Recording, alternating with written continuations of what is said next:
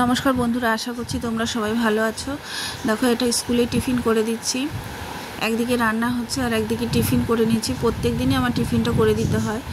এখানে আজকে ম্যাগি করে দেবো। বাঁধাকপি, পেঁয়াজ, কাঁচা লঙ্কা একসঙ্গে নিয়ে আমি এটা আগে ভেজে নিচ্ছি।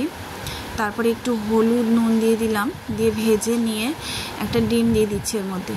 এই যে দেখো, ডিমটা আমি দিয়ে দিচ্ছি। এবার ডিমটা একটুখানি হালকা নাড়িয়ে নিয়ে তারপরে এর সঙ্গে মিশিয়ে নেবো।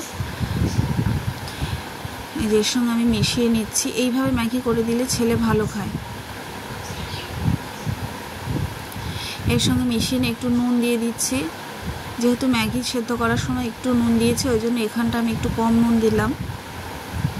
আর তেলটা একদম কম হয়ে গেছিলো। এমনিও কম তেল দিয়ে করে দিই যদিও, আজকে একদম কম তেল হয়ে গেছে। এবার আমি ম্যাগিটা দিয়ে দিচ্ছি আর সামান্য একটু তেল দিলাম।